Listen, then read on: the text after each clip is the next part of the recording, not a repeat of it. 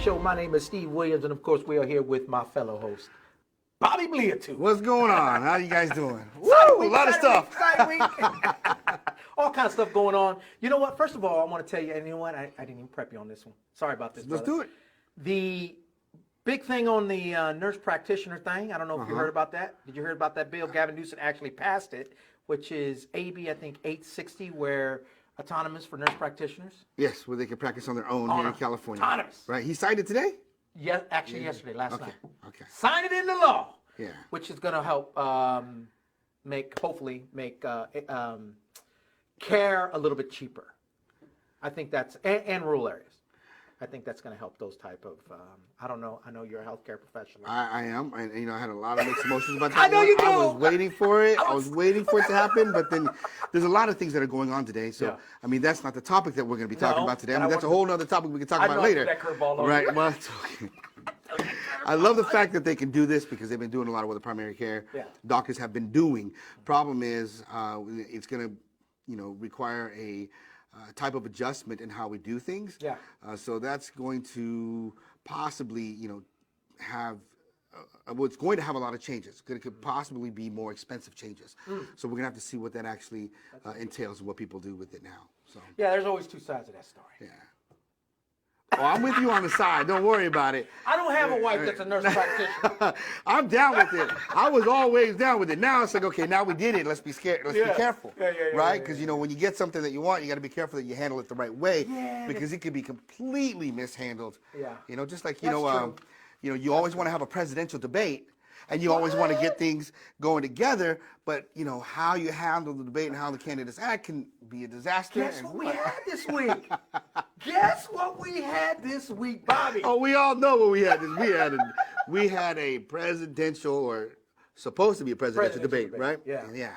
And I think, man, there's all kind of. I know there's all types of mixed emotions on this debate because and there's initial reaction, which is what I feel that a lot of people had. And then there's the casual politician or political person that comes in and says, hey, I vote on presidential elections. I want to see I want to see the debate. So there's that reaction. Right. And then there's pundit reaction, there's broadcast, there's all types of different reactions. It depends what you were looking for when you're going in. I mean, and to be honest, everyone, you know, as soon as it was done, I was like, yeah! I was fired up. I was fired up to the whole entire thing. And as soon as it was over, I called Steve. Yeah. And then we actually just went live. Yeah. And we learned something new about Facebook. Like, we can, like, invite each other. Yeah. And we weren't in the studio. We're like, go live. I'm like, how are we going to go live? Let's call the studio. Let's get it going. We'll get connected. He said, no, I think we can do it on Facebook. And we actually did it. Yeah. And thank you for those who tuned in at that time from our personal pages. But it was a lot of fire. It was a lot of fun. Yeah. And I think, you know, our initial reaction was based upon what we were expecting, right? And I'll tell you guys what I was not expecting was a battle of wits. It was a battle of policy, right? I knew going into it that there wasn't going to be a lot of policy coming from Trump's side. So I wasn't looking for policy. What I was looking for was how was Joe Biden going to handle himself against this tyrannical child, Donald Trump? Yeah. And for me, I think he gave Donald Trump a good taste of his own medicine, showed that he was tough, like threw him off, got under his skin, and still found a little bit of time to be able to give some of the policy that Trump was able to give. I don't know. What do you think? No, 100%. First of all, don't get it twisted. Biden is a policy guy. He knows policy. Okay, so I know there's a lot of progressives and Democrats and liberals that really liked Elizabeth Warren. Biden is that type of person. Okay, he's been in as when it comes to knowing policy. When it comes to knowing policy, there you go. Let's do that. And he has a good ability of testing the waters when it comes to policy as well within the base. He understands that part. Okay, Donald Trump does not. Donald Trump has. It's all about Donald Trump. It's about him. So if you watch that debate, and we saw this, so and you got to remember, as Democrats, we had to deal with Obama and his approach to dealing with political enemies, right? Hillary in 2016, and the way she dealt with, and so what we were looking for, I believe, and we've talked about this on this show tons of times, was for a politician to stand their ground against Trump. That's all I wanted in this debate. Honestly, truthfully, that is all I wanted. I wanted someone to be able to, because I knew we were going to, like you said, we were going to get policy issues. And that's what we, and that's what we got. And when we got it, we were like, we got it. Okay. Yeah, that was the first question. Yeah. I love it. So let's talk. Look, honestly, there was no policy issues, really. Too much policy issues coming from Donald Trump. In fact, I don't know any that came from him. I mean, he briefly was talking about the tax cuts. He talked about it briefly, but he don't even know that because he didn't write it. He doesn't understand it. That came from Mitch McConnell, and that came from the Republican congressional leaders. Right. He talked about a lot of things as if they were gifts, but not knowing why. Yeah. Right. I mean, no, seriously, when you do things and you're going to make changes, you do them with a purpose. You don't do them to win votes. Yeah. You do them for a reason to push forward, to make things better. Yeah. You just, don't tout off, oh, this is what I did, and boom, all these people got money, so great. All these people getting money, or when we talk about the GDP, what are we really talking about? Because if super rich continue to get wealthy, right, and they make a lot of money, that means GDP moves forward. And if they don't share it down the line, if they don't push it down the line for, give people pay of what they're worth, GDP going up just means certain people got their money, which is usually the wealthy. So it's not a good measurement. It's not a good dashboard anymore because we have a lot of people who are being left behind. So when he goes forward and says all these things, he doesn't know why. He doesn't know why. He just wants to look at some kind of dashboard and say, it got better. Unemployment got better. Why? Because, they just must have got jobs and stuff. It's like, what are you talking about? Right. And he doesn't know what he's talking about. Yeah. So let's talk about some of the things. We're going to go through these. We're not going to go through, of course, everything. There was a lot of stuff in that debate. That debate was an hour and 36 minutes. Of course, we're not going to go through all of it. We're going to go through some of the things that we thought personally were what we were looking for and what we thought was important. Okay, right. So we want to talk about, if you guys watch the show, you know that judges is a huge issue. And if you remember Obama's situation with the Garland pick, when Scalia died, there was that issue. And the thing that they were saying, Mitch McConnell was saying, was that the reason why we're not going to put Garland, which was an Obama pick, was because we need the people to. We're in an election year, right? He was a year out, 11 months, 3 weeks or something like that. So almost a full year. So that was the reason Mitch McConnell gave. Donald Trump basically told you exactly the plan. Because believe me, Donald Trump don't care about judges.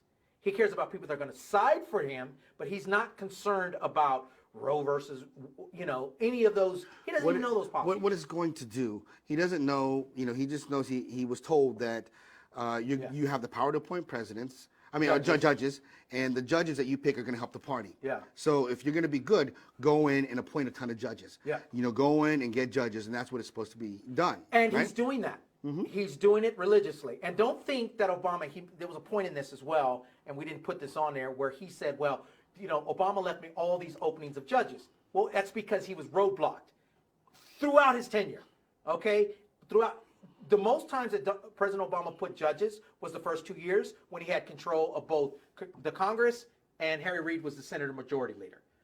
Those were the majority of it. 70% of his judge placements was during that period. And that's why he said elections have consequences. Take a look at this first. He gives away the game plan, and this is what we're trying to get to.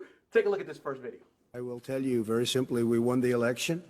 Elections have consequences. We have the Senate, we have the White House, and we have a phenomenal nominee, respected by all, top academic, good. And we won the election, and therefore we have the right to choose her, and very few people knowingly would say otherwise. So in that, he's right. He's right. But that's the same argument that we were saying during Obama's tenure. Listen, if we were to go by what Mitch McConnell said the last time, when we were 11 months out, there are people voting right now. So we're closer, right? We're within a month. Right, we're days away. We're actually in election. They're actually casting ballots. Right. So, we're days away. We're a month and a half or a month away from the result. But the actual, the people actually casting their vote, the people actually speaking for, time for us to listen has already started. Already started. And that's what they're saying. But I think Trump made a point there that is that it doesn't matter what the people say. It's they've already spoken. We won. They won both the Senate and the president. Yeah. And he's saying that's why we had to have the argument back then because we only had the president, we didn't have the Senate. Right at that time. This time they have both, so they're going to take advantage of it. And he said, you guys were bad presidents because you had actually a lot of judges to appoint and you didn't do it. Yeah. So it's there. So he said he's going to be a good president, and he has 300 judges in. I think he's done like almost 200. Yeah. Right? And remember, so we know there's not 200 seats on SCOTUS, right? But there's all these other seats in the federal courts. So these are appointed. These are folks that he puts in, and these are going to be the people who interpret the law that comes before the court. And also, too, by the way, he's put in a lot of judges, but he hasn't yet surpassed Obama in judge count because Obama was in for 8 years. So, now, if Trump loses this first election, he'll be pretty close to Obama in the amount of judges, and we won't get hurt too bad. But the SCOTUS is the big one. That's the big one. And I liked in this back and forth, and there was a lot of back and forth to this, but Biden, I love the way he kind of, he turned the argument of the SCOTUS into a healthcare issue, and that is what I really, really liked about Biden and his transition to that. I want you to take a look at what we're talking about, and then we're going to talk about it on the other side. Take a look. Not opposed to the justices, but she seems like a very fine person. But she's written before she went on the bench, which is her right, that she thinks that the Affordable Care Act is not constitutional. The other thing that's on the court, and if it's struck down, what happens? Women's rights are fundamentally changed. Once again, a woman could be pay more money because she has a pre-existing condition of pregnancy.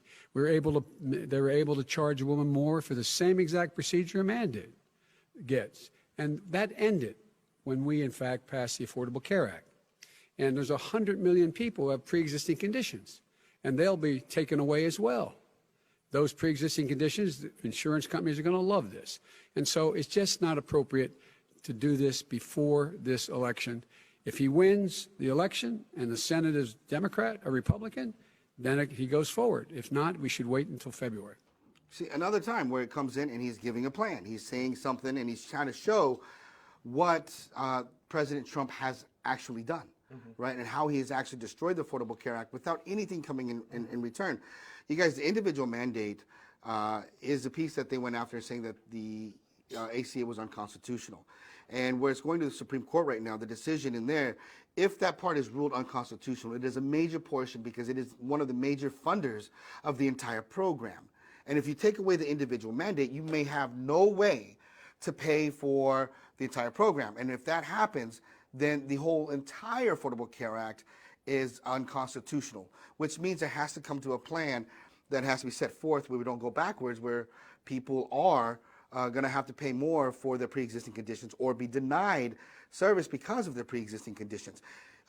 In that same question, the same answer, I think, or maybe in another part, but he did talk about women having to pay more because they get pregnant. And once they are pregnant, it becomes a pre-existing condition. Right. And then women would have to pay more, or could pay more for their health care. And that's what we have to stop. There's so many things that the ACA did for us that we don't know, right? Most people don't know, but there were a lot of places on, drug prices going down, different programs opening up, people that make between 136% to 176% of income, or 178, right in that range, are now allowed to get on Covered California, which is Medicaid, and things like that. They're able to do. You remove that, ACA without a plan to take care of these folks, all of them will have no insurance, will have no care, and will have no idea where to go. Right, or what to do. They'll just be uninsured. And that we can't have. So we need a plan from Donald Trump, and he doesn't have one, except for the fact that he actually started claiming that the Affordable Care Act is his plan because he doesn't have he doesn't have the individual mandate. So that's a new plan, and that's his plan, and he's running very well. And I know Chris, we talked about this a little bit earlier, and I understand that Chris Wallace was getting a lot of heat because this is the frustration that the media has, and this makes the media look bad because this is a prime example. Wallace tried to make Trump accountable for every question that he was asking. He was trying to be specific, and Trump kept swaying to different things about he was very specific in his questioning, and he was trying to get specific answers from Donald Trump, which he was not getting. And I know he got a lot of heat for this, but I'm telling you, that's the way it needs to be approached. He needs to be approached by that every single day. I don't know if you saw earlier, what is the spokesman for Donald Trump right now? I can't think of her name. She was a CNN contributor. Anyway, I just saw her earlier today. She was getting heat, and I didn't tell you about this, but she was getting heat, not even an hour ago, about this going on with this, and we're going to talk about it, about the racist thing. Very specific questions. They need to be specific answers. She kept talking about all kind of different things, going all over the place. No, I'm asking you specifically. And then they even got so specific as to Proud Boys. She couldn't do it. She couldn't do it because her boss couldn't do it. Do you understand? That's the way the media and I'm telling you, the media's going to get attacked for this, but this is the way it needs to be approached. Well, you know, but his base got stronger and saying, look, you weren't even letting Biden answer. Chris had all the answers. Chris had all the stuff in front of him. So he was debating with Trump, because that's what a lot of folks are saying. It wasn't even a debate between Chris Wallace and, but it was a debate between Chris Wallace and Trump, not Trump and Biden. And the thing is that, so we know that that's how a lot of people feel. So I think that Chris Wallace did a great job in trying to keep him in play, but I think the options need to move further, which is like, it needs to be known that, look, we're going to ask you to answer the question. And if you're going to talk over people, we're going to mute your mic and we're going to ask it so the world can see that Trump I'm asking you this one. Right? He'll never agree. Then he can walk off stage. Let him walk away. Let him walk away, and then let the part of the base do it. He'll probably never agree to a mute mic. I don't think he would agree to that. I don't know. He's already done one. He can just say, hey, I'm not doing no more, because he's already done one. And if you want my opinion, Biden absolutely killed him on every aspect of this debate, because every time that Biden tried to get substance in it, in anything he was talking about, whether it's healthcare, whatever, he just kept getting talked over. You can't have that's not a debate. You know, that's just one person arguing with you. That's all that is. It's, and if you watch any of the court appearances that Donald Trump has had, or any of the public or videos that they made public of depositions, he's the same way. Yeah, exactly. He's the same way. When they're talking, he talks over them. He knows that even though something can be stricken from the record or isn't an answer, he knows that he can just talk and people will hear. And he's just trying to move it around. It's his tactic. It's the way he does things. He's very childlike. America saw. Yeah. And there were people who watched and like hated both candidates because of what Donald Trump did, right? So, you know, a lot of people are getting tired of this. But you can't. You can't get tired of this. And if you feel that your neighbors or your friends are getting tired of this, you can't let them get tired of it, because if they get tired of it, the vocal base will take over. That's how people like Adolf Hitler come into true power, because people stop paying attention and they stop caring and thinking, oh, that won't go that bad. Oh, there's no way they'll get that much power. It's moving. He's created an army. He's told people to stand by, and not just them. There's legitimacy behind the his federal police that he created from ICE and volunteers and people coming in and doing things to act as soldiers. Right? You have to pay attention. You have to vote. Please listen and look at what has happened in the past, and look at who's saying what they're going to do for our future, and look at, again, like I said last night or the other night, was that which presidential candidate said we, meaning all of us, not just one group. You know what? That is probably, and I'm telling you, I've been all over the place within these CNN. I like to go into the chats. I like to see what people are saying, and I'm going through all these chats. Even in Fox, you go into the little, not the chats, but the comment section, because I like to see what they're saying. And one big thing that's very consistent was the fact that Biden did that. Biden looked directly into the camera and said, look, I am not going to be just a Democratic president. I'm not going to do that. I'm going to be the president for everybody. That includes Republicans, Libertarians, everybody. I don't care what you are. I'm going to be your president, not just. And that was one huge contrast that I've seen in the two candidates. So if you're a casual listener or watcher of that debate, I'm pretty sure there was a lot of people that saw that. So I want to talk about this, and I kind of want to go into this in the fact of the responses that were, because they were going back and forth. This got very heated in many different instances, and you're going to see in this next clip how Biden reacted to this, and I think Biden got a little bit of heat on this one for his comments that he made about Donald Trump. You'll see what I'm talking about. Going to make what? sure, because With what? here's the deal. Here's the deal. The fact is that everything he's saying so far is simply a lie. I'm not here to call out his lies. Everybody knows he's a liar. But you I just agree, want to and make you're- sure. you're the liar. I want to make sure. Graduated last in your class, not first in your class. I want to make. Absolutely Folks, agree do you have to, any and under that idea blame what of this clown's socialized, they doing? call it- So Clown. I Clown. loved it. I was jumping out of my seat. I was driving though, but I mean, see, you listening got to to that. realize these are the things that we were seeing in this debate, and I mean, it was if you were watching it from beginning to end, like you were listening to it on the radio, right, Mm-hmm. on the way back from Sacramento, but I was watching it visually.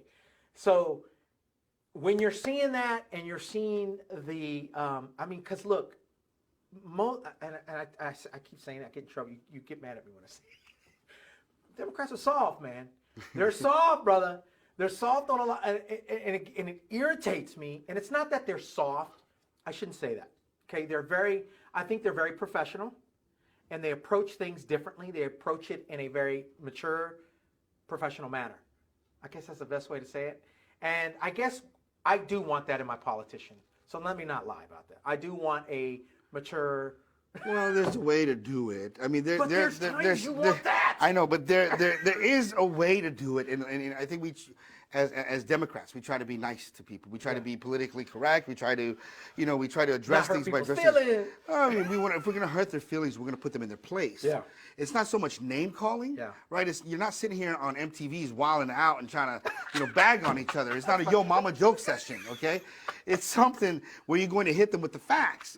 But it did get to a yo mama joke situation Yeah. in here, right? Yeah, I mean, that's what it was. Yeah. It was just kids on a playground name calling. Yeah. And at least we know that he can name call. Yeah. At least we know that he can play Donald Trump's game, play it and say, look, let's get back to Yeah. the books. Let's get back to what's going to happen.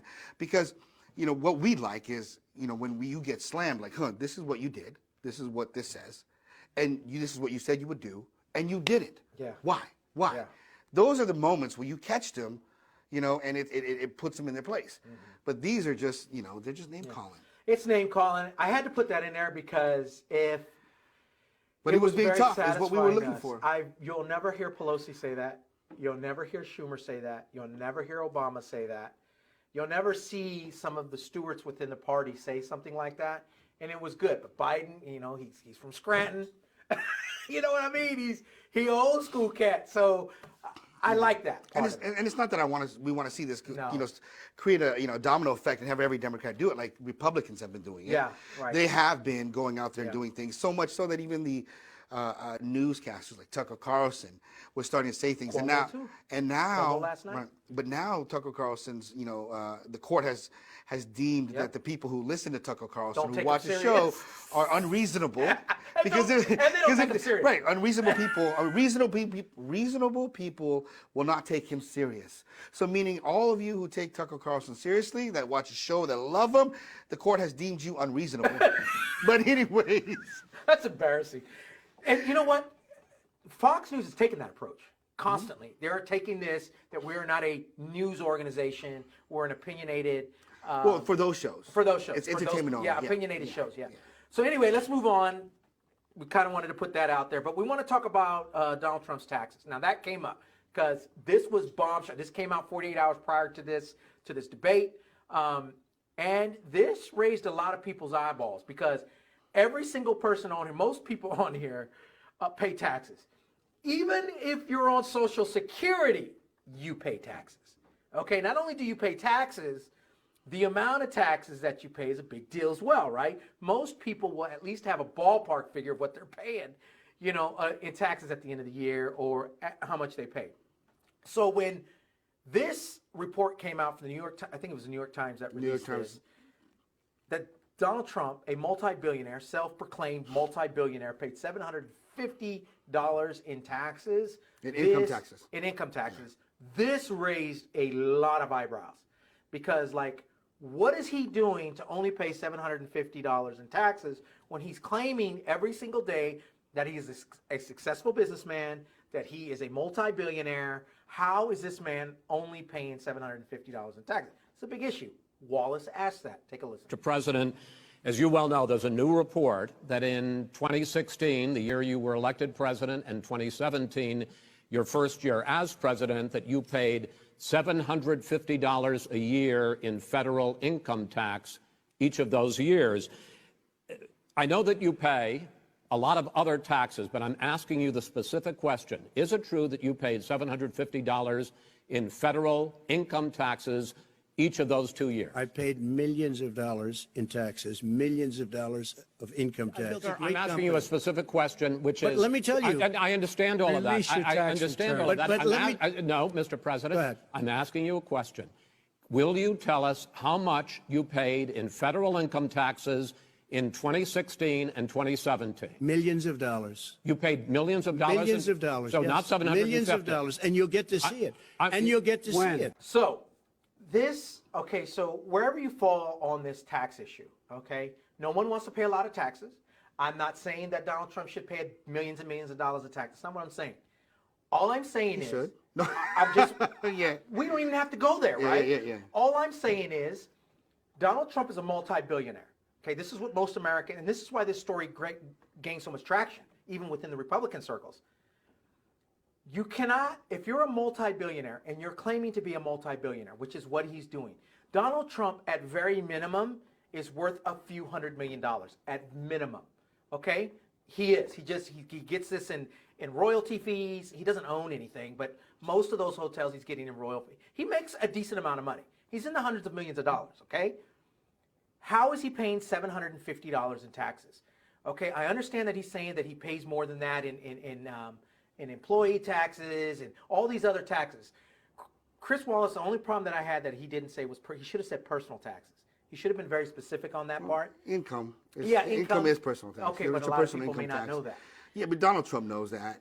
I mean, he knows what he has there. I mean, watching this and seeing what he's saying there, it's been 4 years, or not 4 years. It's 2016 will be due April of 2017. So Right. that's how long it's been. Yeah. Basically, at the very end there, the next answer would have been when I'm finished. So he is possibly saying, and I'm not saying that, that's what the answer is, but he's possibly saying that he hasn't finished them yet. And his tax guys are doing whatever they are, and that he'll release them, right? And I think the answer, the question after that is, okay, then can you release the ones that you finished, so we know what you have been paying as personal income taxes, right? And he hasn't released anything. Yeah. He won't release anything. He feels that he's going to go back into the market, and people are going to know exactly what he's getting, and they're going to be his competition. Look, he needs to be honest to folks and let us see what is going on there. Joe Biden did it, right? I mean, I was hoping Joe Biden gave him $750 and said, "Boom, I got you next year's taxes." But anyways, That's going petty, though. I know. It would have been a great Yo Mama moment, right? but the truth is, he has a little bit of a valid one there that if he didn't finish him yet, I don't know how long you can extend him. I'm not a tax professional. Yeah. The mantra that he goes with, though, Bobby, this is the thing he's saying. He's saying that he's audited. Okay, he's been audited for 10 years, and that he can't release his taxes, which he can. There's nothing preventing him from releasing his taxes right now. Nothing. And look, I'm kind of iffy on this subject too, because taxes is a very personal thing. It is. It's very personal. But he's the president of the United States. We need to know, because that's, to me, it should just be part of the job. And I think, isn't there a law now that's, there's states that require it, like it's California. There's about 26 states now that have made it a requirement for them to be on the ballot that the president has I to. think ours got thrown out. I think Oh, did it really? I think on the Supreme Court level? Yeah. Okay. All right. So maybe I haven't been following that. But to me, taxes are very personal. So if somebody were to ask me, hey, in order for you to get this job, any job, you need to show us your taxes because I need to make sure that you're not liable to anybody or whatever. I don't know about that. I don't know. I'm kind of on the fence on this one. There are things that are called NDAs, non-disclosure agreements. Yeah. And some of those money or pay is a secret, something that you can't tell folks. It's something that you can't let the world know. Right. So if you're putting something in the IRS that's needed by government and stuff, so I don't know what the law is going to say if you run for president and you have a non-disclosure agreement, like, hey, Steve's going to pay Bobby $500 a month, but Bobby's not allowed to tell anybody, right? Except for IRS when he files and stuff like that. But none of it can go public. You can't announce it, or anything, right? Because it's a secret. Because maybe Steve's paying other people way less. Who knows?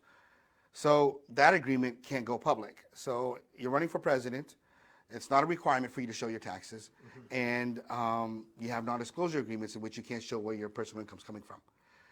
Then there might be some legitimate reasons as to why you can't show it. I don't know if Donald Trump would have those, but those are things to watch out for. How about a bipartisan, okay, say a 6-panel, 3 and 3, Republican, Democrat, or maybe 3-3, 2 independents, I don't know, whatever.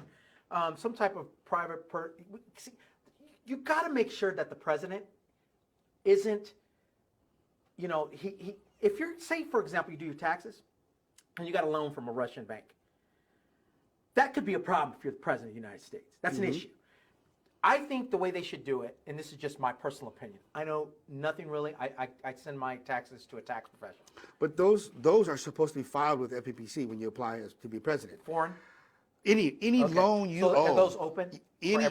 Okay. You're able to go to his page. Okay. And that's what he actually mentioned in there. Go look at it. See how many millions I own. Yeah. Look at all the land I own. Look at everything I own. Blah blah blah blah blah. It's public. So every even candidate, the people that he owes money to is public? anyone he owes money to, anything him to or me, his that wife should be enough. owes anything in. I think, You to know? me personally, when it comes to taxes and personal tax, I think that should be enough.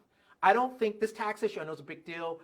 Democrats wrote on this for a while. They've been on this for a while, and I think a lot of people, a ton of people on this are like, I don't know about this one. I'm not too, I understand what the Democrats are doing. They're trying to say that he's not worth as much as he is, and they're using that in the election. I get that part of it. I get. No, he loses them. It's a lose-lose no matter what. It's a lose-lose on it. Yeah. If he lose makes a lot, shows it. yeah. So he took the part of, I ain't gonna show shit. You know what I mean? So I'm gonna move on because we're burning up time. So look, burning up crazy amount of time. I want to talk because this is real important. Yeah. This next one is about race, and I don't know what it is about calling out specific groups, racial groups in there, and I don't know if Donald Trump understands part of his base, which he probably does. He understands who's voting for him. He understands who likes him. Just like he understands QAnon. He understands that. He understands that elk of individuals. He understands the KKK when they talk about KKK. He knows who David Duke is. He knows who that is. Say he acts as though he don't, but he knows who they are. He understands who the Proud Boys are. He knows who these groups are. Okay, but he understands that they are deeply on his side, right? He understands that as well. So I want you to see Chris Wallace actually ask this question, very specific. He wanted an answer. And let's take a look at this back and forth here with Wallace and Trump. Take a listen. Have repeatedly criticized the vice president for not specifically calling out Antifa and other left-wing extremist groups. But are you willing tonight to condemn white supremacists and militia groups and to say that they need to stand down and not add to the violence in a number of these cities, as we saw in Kenosha and as we've seen in Portland? Sure, are you I'm willing prepared to do that, specifically but do it? Well, I go would ahead, say, sir. I would say almost everything I see is from the left wing, not from the right wing. So what are you saying? I'm willing to do anything. I want to see Well, peace. then do it, sir. Say it. Do it. Say it. Do you want to call them? What do you want to call them? Give me a name. Give me a White name. Go ahead. supremacists Who and would white you like me to condemn? White supremacists and right-wing Proud militia. Boys, stand back and stand by. But I'll tell you what. So, okay. So He couldn't say it. couldn't say it. And he could not. Look, those of you that I see posting on Facebook saying that he did condemn white supremacy, he asked, would you be able to condemn? Chris Wallace, would you be able to? And he said, sure, I could. Then do it. That sure I could doesn't say that doesn't say that he condemns them. He's just saying that he could do it if he wanted to. He could say it, right? And so remember, he could. And then when he was asked to actually do it, he didn't. He did not. We saw this in Charlottesville as well. We saw this in Charlottesville. Defended them. Yeah. He defended them. There's no ifs, ands, or buts. I mean, it's really easy. He could have said it. I mean, He didn't even know how to say it. He had to ask, tell me what to say. And then he didn't say it. You know what I mean? It's so easy, right? I condemn white supremacy. That's all he had to say. Yeah. And he couldn't say it. He couldn't even come up with the words, and they had to tell him what to say, and he still couldn't even do it. And he didn't say, I condemn Proud Boys. He did not. He told them to stand down. And that's what you do when you tell people, okay, don't fight right now, don't fight right now. Stand down, but stand by. Like, stand at attention, right? Get ready, right? And that's his mentality. And they were extremely happy. They, meaning the Proud Boys. They, meaning these militant groups, were like, yeah, that's right. Within minutes. Stay strong. Stay strong. Yep, within minutes. That's what he did. Yeah. And it's not even planned. It was him saying it, right? It was true. It wasn't fake. It wasn't being political. It was absolutely true. It's what he embodies in his spirit and his soul, which is 100% racist. Michael, his lawyer, his ex-lawyer. What is his name? Michael Cohen. Cohen. What do you mean? All right. So Michael Cohen had a very interesting perspective on this yesterday. Actually, it was kind of interesting. I listened to him. He was on CNN on Cuomo yesterday. I think it was Cuomo. And he mentioned the fact that, because Cuomo asked, look, hey, why is he just so adamant of not answering the racist question? And Michael Cohen said, look, it's not the fact that Donald Trump is a racist, because he is. He's a racist. But it doesn't mean that he will use people of color to his benefit. Because remember, Donald Trump is a narcissist. It's about him. Now, it's not like Donald Trump will go out and hurt people of color or whatever purposely for that reason because he's a racist. That's not what it's about. It's the fact that those particular races or those particular individual groups benefit him more than African Americans do. Does that make sense? And I think that's an interesting perspective. It's not the fact that Donald Trump is going out there and purposely hurting black folks or Hispanics or Asians or whoever, because that's not his mantra. It's about getting rich. It's about him. It's about him and his people and his kids getting richer. It's about the Trump organization getting richer. He doesn't care about America. And that's actually, if you look at it in that way, and he gets, and it was another thing that Cohen said, and Donald Trump, will not allow people to tell him what to do. Never. He's never been like that. So when a reporter, or anyone that's less than him, when a reporter goes to him and tells him, hey, why can't you just do this? It's more about you can't tell me to do anything. I did it on my own. I did it on my own. I said it on my own. You don't tell me what to do. That's right. That's right. And that's a very interesting perspective. It's not the fact that he's not racist, because he is, but it's not the fact that he's going to use that racism against people of color either. So, because if it doesn't benefit him, right? If it benefits him, yes, of course he's going to do that, right?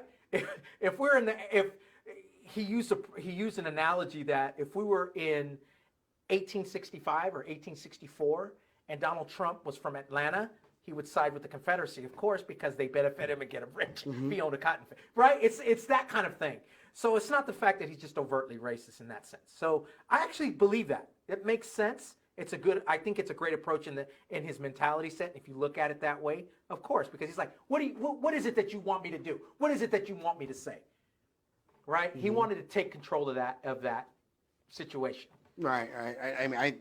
That's a whole different level of racism. So. Yes, it's a different form. I don't see him lynching people. Yeah, right. That's right? my point. I don't see him lynching people. And I don't see him stopping people lynching him. I don't think it's a white pride for him. Well, it's not so much I don't think he has pride except for himself pride. Yeah. But I do think that he believes that white people are superior. Yeah. So there's a different story, right? Yeah. Like if he saw 5 guys right there or 5 women, 5 people there, he will choose the best based on their color. Yeah. That's racism. Yeah. Okay. And I think he would. But if he knew their backgrounds and stuff, then he might make a little bit more decision, a different decision. But if he didn't at all, you can't make a decision that way, but then he would choose based on that. So, that's where he's at. And here's the other thing, is that he's already been taught. His base has already been there. You talked about he knows QAnon. Yeah. A lot of these folks have always said this, and you'll hear this from a lot of conservatives that you can tell when they listen.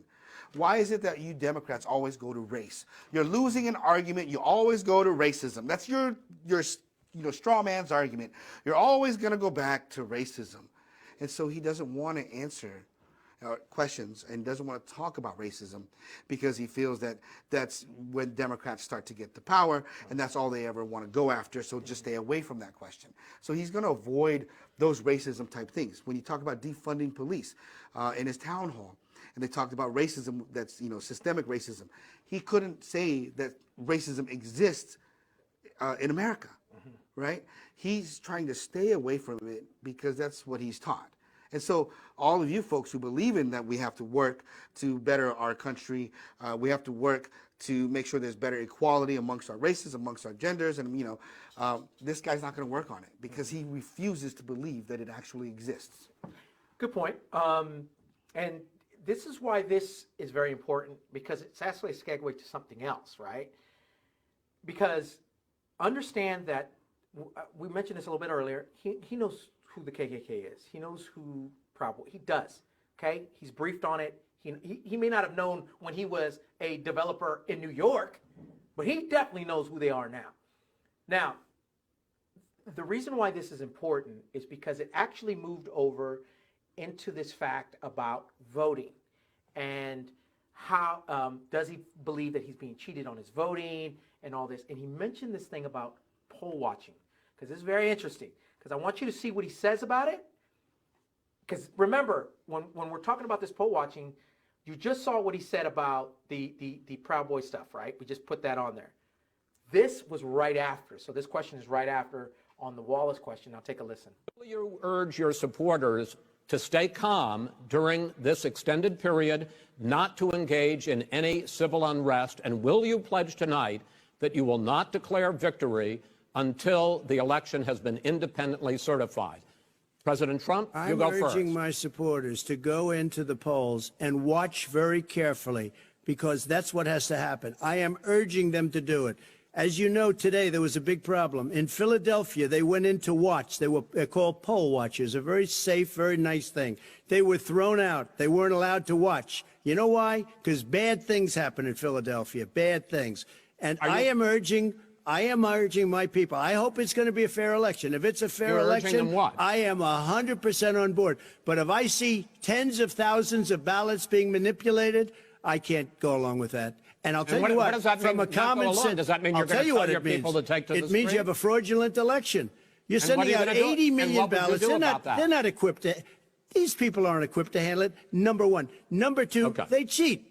They cheat. Hey, they found ballots in a waste paper basket 3 days ago, and they all had the name military ballots. They were military. They all had the name Trump on them.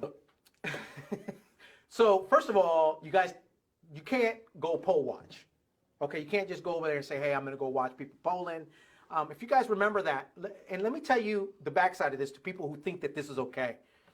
In 2012, during the Obama administration, there were the new Black Party Panthers. I don't know if you remember that. You remember that? Mm-hmm. And they were going to certain poll places to make sure that ballots were being counted. Okay, to me, that's intimidation. You shouldn't be doing that. I don't care who you are. I don't care what side you're on. That is wrong. To go over there to, hey, y'all voting. What are they going to do? They can't check the ballots. You're not an official poll watcher. They do have poll watching. And there are rules that follow this. I actually went online and checked this because I didn't realize that there were actual rules to it. I knew that certain candidates can send people in because I remember there was an issue back in 2016, I think, because Trump was doing the same thing where he thinks, there's all these, because Trump thinks he's going to lose. That's what it is. He thought he was going to lose in 2016 because all the polls showed that he was going to lose in 2016. So I think right now he's seen all these polls. He understands it. He gets internal polling. He knows it's looking bad for him. It's looking right now. Biden is way further ahead than Hillary Clinton was, and Hillary Clinton was ahead. Yeah. Why would he want poll watchers, though? Think about it. I mean, seriously. We talked about the other night. Why does it matter about the mail? Yeah. Well, people who vote at the polls, by majority, Yeah. right? If we just went by people who walked in and voted by polls, who's going to win? Well, by polls? Yeah, just walking in at the poll and voting at the poll. Well, if it's a walk-in, usually Republicans would win. Yeah. So why would he need poll watchers there? They're not checking the mail. Yeah. Yeah, right? right. The mail counting happens somewhere else, where they're scanning it, opening it, and saying someone voted, and then scanning that, and so it's checking in the mail. It's checking in the counts of the votes. Why would he want people at the polls to do this, right? Why would he want this? There's only one reason. It's for intimidation. Yeah. It's for intimidation. And if anything happens, somebody is going to be, overzealous and be like, "Yeah, you can't do that. You can't do that," and start name calling, starting fights, making things happen, and saying It's going to scare people. Right. Well, then if there's fights, if there's things that close down the poll center, the polling booth, right? Because some of these places are really small, and something happens, you're going to make it stop. And if you're in a line to vote, right, and there's a fight that breaks out, you're probably just going to jump in your car, go home, and say it's not worth it. No, good point. Yeah. So he's going to want this stuff to happen. Yeah. Right? So that he can say that it was the left that started it, and then he's just going to outright say, okay, the election didn't count. I'm going to bring this idea, and I think it was you that told me this. I don't know if it was you or not. Somebody was telling me this. On election night, Republicans in general come out more than Democrats, right? So when you're looking at the tallies because all this is going to be tallied, believe me, November 3rd, we're going to get it. I mean, they have it so good now, they can go to certain counties, they can go to certain polling stations to see what people, they got it pinpointed. So you think if Republicans are more dominant with in-person polling, or in-person voting, it's going to look like Trump is winning. It's going to look like that. You're going to see, oh my gosh, he's winning all these states. He's killing it. Trump's winning here. He's winning California. What? That ain't never going to happen. But let's just say that happens. He can go with this idea and mantra. I don't know if this is you. Is this you that told me this? Yeah, and I told you, but it actually came from Bernie. But Okay, yeah. Bernie Sanders said Yeah. that. So if it looks like, and you're looking at it on these CNN things, oh wow, he's winning Florida, he's winning Massachusetts, he's winning Michigan, Wisconsin, because it's going to look like that. It's going to look like that. Because why? Because most Democrats believe in the virus. Most Democrats don't want to be around other folks, right? Most of them. They're wearing masks. They're going to send this junk in. So you're not going to get an actual tally until maybe late that evening. If it's a blowout, let's just say, I think it's actually going to be a blowout. I really do this time around. I may be wrong. I've been wrong in the Clinton situation. So let's just say it's a blowout, but let's say 40% of those votes, those Democratic votes that are coming in, his votes, are by mail-in. Some states are not like California where they've mastered this mail-in thing, right? Mississippi, a lot of these southern states just don't believe in mail-in, and they're getting into it because a lot of their voters ask for it, and a lot of these counties in the constituencies ask for it because they don't want to go in either. They're scared too. Republicans are scared too. They understand that this virus is real as well. They don't want to go in. They want a ballot. So so this is actually something. You say Bernie, this was a Bernie thing. So I think this is his way of trying to manipulate the outcome. He even mentioned. Well, I mean, it's the reason why it's effective, or he'll try to make it effective, Yeah. is because even though people have already voted, so you're not changing those by saying, oh, he's won, he's winning. Yeah. It's that moment that the Electoral College, representatives actually go and cast their vote based on their state rules, right? In California, we got to wait till it's done, then it all goes one way. In other places, they get to cast their vote based on what they see. So he's going to try to convince these Electoral College representatives that, hey, I won. Let's close it off. I won. Go and vote. Go and throw in your vote. He's going to try to do that. Yeah. He's going to try. One thing that Biden did do that I like that he did, and I didn't think I think when I say it, I'm not going to like it as much, but I think it was a good thing, was the fact that he said, he looked directly into the camera, and he said, look, November 3rd, if Donald Trump wins the election, I will concede that night if he wins the election. If everything is showing that he'll win. The voting process is going to work. He said that. He looked in the camera and said that. That's a very comforting thing that he said that, and I'm glad that he said that in that way, because I know there's a lot of people on the fence, and there are some people on the fence, even though it doesn't look like it, because the partisan heads are talking very loud. We're part of that. But there are people that are like looking at that going, damn, I'm glad there's someone with some, at least giving me some comforting idea. Even if you're a Trump supporter, even if you're kind of a Trump supporter, you're not all into the cult, but I'm just going to vote for him, right? And you look at that and you go, okay, that's a comforting feeling when you're looking at that. You may look, when you see that, you may take a second look at Biden. This guy, he just when you got some guy that can't even denounce Proud Boys and just all the stuff that he's saying, and then you got a guy that's looking in the camera and saying, hey, I'm going to respect our voting process, and I'm going to respect the people that perform that process, these volunteers. He said all that in the camera. I thought that was huge. And if there's people on the fence looking at that, they're saying, man, that's, thank God there's someone, here that's acting like an adult. Even though I don't like him, even though I don't want to vote for him. Do you understand what I'm saying? No, I do. That's what I said. I think there was a small percentage that this did sway. Yeah. If anything, it swayed towards Biden. Mm-hmm. Like if anyone was on the fence and happened to be able to get swayed, it went to Biden. Yeah. He didn't gain any new voters. And the Trump. only sway, I don't think Trump gained any new voters. Yeah. But the only sway, that was one sway. And the only other thing was, it did make some people say, you know what, I'm not even going to try to vote. Yeah. I'm not even voting. Well, I think that's the approach that Donald Trump is trying to do. He understands that he's not increasing his base. He does understand that. There are not, I'm telling you, there will not be more people that vote for Trump. That's why he keeps saying we. Yeah. We. Like, don't jump to the other side. We are us. And, we got to be strong together. He It's like, come constantly on, says we is America, Democrats. man. We are America. He constantly says Democrats. He belittles Democrats. He's constantly belittling progressives and liberals and stuff like that, which is fine. You can do that. The problem is when you do that, you're alienating those voters that may like you, that do have, maybe they're a Democrat for social issues. Maybe they're a Democrat because whatever the issue they're a Democrat for. Stop. Why am I getting the point? Yeah, I mean, Why are you alienating those voters? we just see that he wants to write Yeah. and execute for his base, for his people. That's it. And it's always been that way. Get along with me or get the hell out, right? That's how he is. So I don't appreciate him. I don't appreciate what he does, which is why Biden has got to be the one to win. Yeah. And I do look forward to next week's debate to see exactly how they go. Do you next think it's week going to happen? is Pence and Kamala Harris. So that one will happen. Yeah. This is interesting because to me, in my opinion, what Biden did was what I thought Harris was going to do. And before, I'm telling you, I just don't. Let's see if we get the policy. We may get into policy. I don't know. We might. She already started blasting everything that and Trump let me said. tell you So we'll see if something. we'll get to policy. And let me tell you something. Pence knows policy. Don't get it confused. This guy is a well-seasoned politician. He is. He knows policy, but let's see how well he can defend the defense of the Harris. policies. No, good point. Defend the policies that Trump is pushing forward. And that's a good point. This is going to be interesting Right. because Pence is an old school Republican. Republican. He's an old school guy. I mean, this guy has been around since the 90s.